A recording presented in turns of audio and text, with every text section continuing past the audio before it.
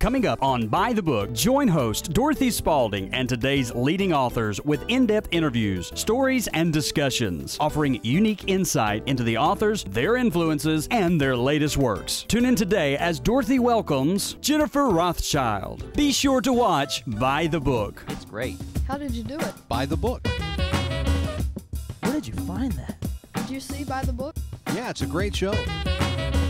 By the book. New releases and authors? I thought it was a great read. I think I'm going to buy the book.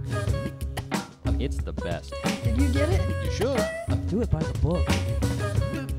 The best authors. New releases. Let's watch. By the Book.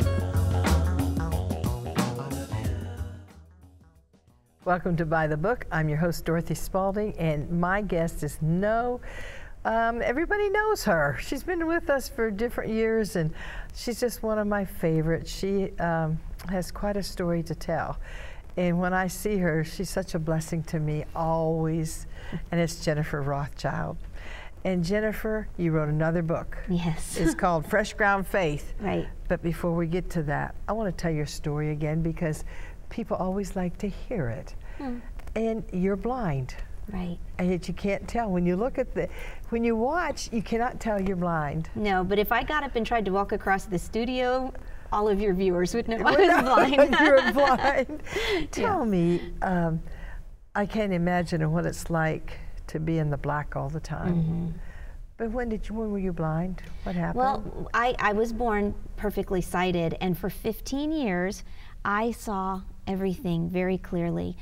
No issues whatsoever. And in fact, what's significant about that is that I really had an eye for art. I loved colors and shadowing, and I loved to draw and paint and to really even study the human face.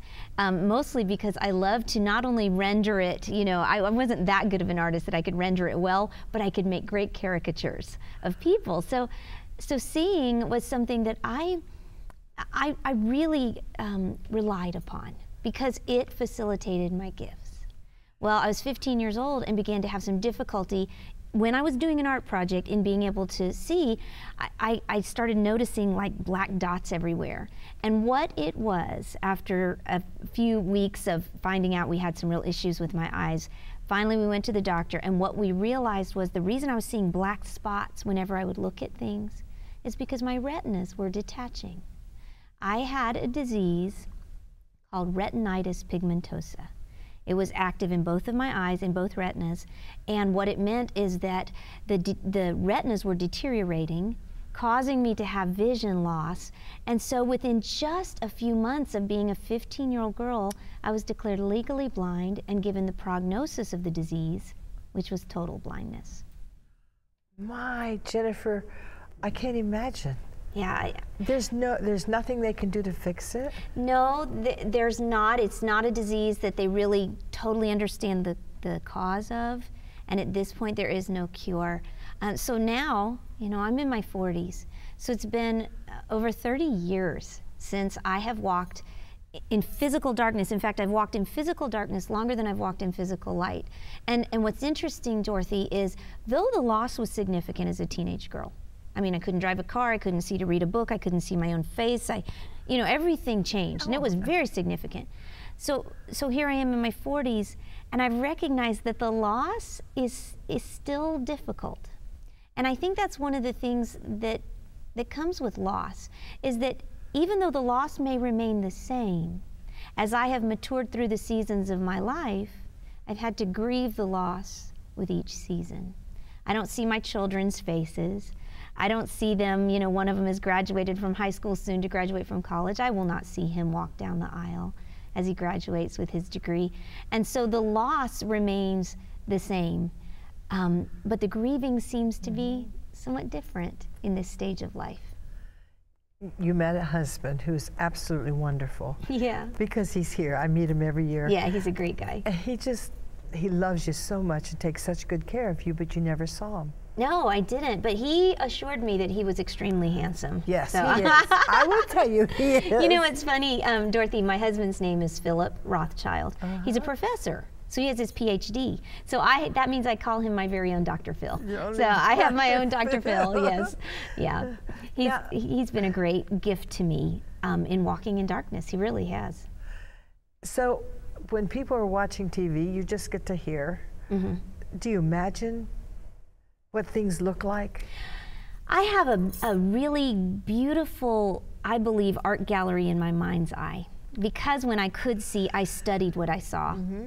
So I see it in my mind's eye. So I feel like it's still a loss, but there's a real gift in that darkness, in that I have memory. And I'm convinced that memory really does sustain us when sight fails us. And that applies spiritually. And I believe that's why we need to be such keen perceivers of everything God allows us to experience and teach us, and then allow those memories to be etched into our mind and into our heart, so that we can rely upon those memories of His goodness, of His strength, of His grace, when our lives feel pretty dark. What do you miss the most? Well, sometimes I miss just not being able to drive a car, you know. Because you never were. No, I would love to be able to have 15, yeah, I would that's love to when be you're able to getting drive. driver's licenses. And Yeah.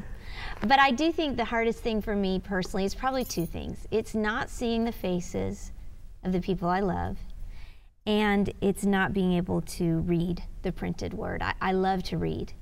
And I remember when I could no longer hold my little red leather Bible. I used to hold it so close to my eyes, and I remember when even I couldn't get it close enough. I couldn't see. And I remember the degree of that loss. And I know sitting in church on Sunday mornings when the pastor will say, "Open your Bible," and I hear all these ruffling pages. That's a longing that I have, that I miss. I miss that. That doesn't mean I don't experience the depth of God's presence. And of course, I listen to my Bible. And I'm grateful for it. But I guess I only say that partly because you asked the question, but partly because anyone who can see should see. We need to redeem everything that God has allowed in our lives. And I would love to be able to see Psalm 63 and read it out loud. Do you think that will ever happen? You know, it might. I'm convinced that God is my healer. And I don't know if He'll heal me on this side of eternity. I began to pray many years ago, not for healing, but for contentment. And so God has so granted me contentment that healing seems less important to me. I've also asked Him to line up my desires with His, and I figure when my desire gets so strong for healing, then I'll know that's God's desire for me too. But right now I'm just resting in contentment. How about transplants? Can they do transplants for people like you? Not at this point with the nature of my disease, because of the way the degeneration affects the optic nerve. Now, I'm not a doctor. That's my understanding of it. But there is good news in that there's research. The Foundation Fighting Blindness helps to support this research for lack of a better word, a synthetic retina that's being developed. And who knows, within my lifetime, that may be a possibility. One day you might be able to see. I just might. That would be so great. It would drive my husband crazy, though. Because he's so used to. I mean, honestly, he fixes your hair beautifully. You have to think about that. Somebody has to do you. Yeah, somebody has to do me. I do most of it myself, You but you do? know, he is my final, he's what I call the fashion patrol. He checks my makeup, he checks my hair. Well, you would have to lay out your clothes. Well, I have them hung pretty orderly in the closet. Now, how do you know that? Well, like I said, because colors were so important to me, I really get a good image in my mind's eye. And then, of course, I'm type A enough, and when you're blind, you kind of need to be. I hang things very orderly, so I know, you know, what goes with what and what to never wear together. And so it works.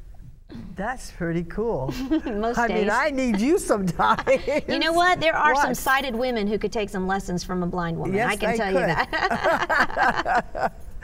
Well, you're awesome, Jennifer. And you've written books. Now, question 2 is, can you type? I do. I have a computer that talks. I type, and everything that I type, it speaks back to me. And the software is called JAWS. And it can be applied to any computer, but what it does is it gives your computer a voice.